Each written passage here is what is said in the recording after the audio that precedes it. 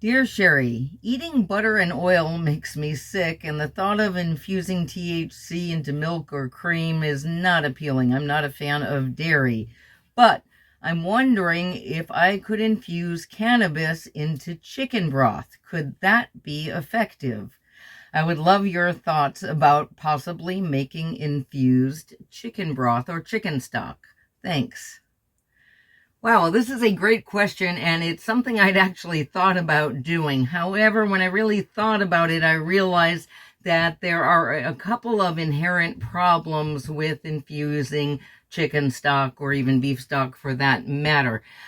With chicken stock, though, I do have a suggested solution that could make it effective, although it wouldn't be the stock as much as an accessory. So I want to talk about that in this video. Before I do, though, I just want to remind everybody, hit that YouTube subscribe button and notification bell, because I try to upload new videos every Wednesday.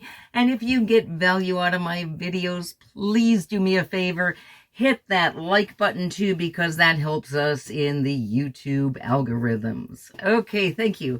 So let's talk more about infusing chicken stock. As I said, I thought about doing this, and by the way, I applaud your creative spirit and realizing that edibles can definitely be more than just gummies and cookies and brownies. It can be almost anything. So here's what I would do for chicken stock.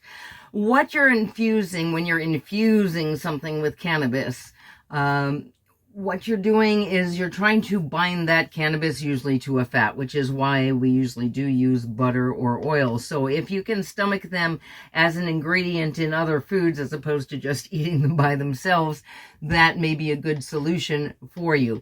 But let's talk about the chicken stock, because chicken stock does have fat in there. So what you would be binding the cannabinoids to if you made stock with cannabis, and how I would do this is I would add some decarbed cannabis to the stock with the chicken, with whatever vegetables and herbs you usually use to make your stock, and just let it all simmer for a long time. If you don't know what decarb means, there'll be a link below to my tutorial on that. But what you're doing in this case is you are infusing the cannabis to the fat in the stock and in the chicken. And I would try to use as fatty a chicken as I possibly could when making this stock. But this creates kind of a problem, because who wants to eat greasy stock? You know, you don't want to really skim off this fat, because then you'd be taking the medicine away. But who wants to eat greasy stock? If you don't mind greasy stock, then that's an easy solution. Just don't drain the fat off after you're done, and after you've strained out the bones and the plant material and the vegetables used to make stock.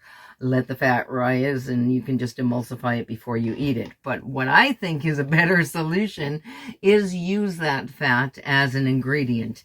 There is a lot of Jewish cuisine that uses rendered chicken fat, which is also called schmaltz. And so you can really use the actual rendered infused chicken fat that you would get out of making the infused chicken stock. Now, the stock left behind, yes, it'll be a little bit infused, very lightly, depending on the amount of oil you left in it.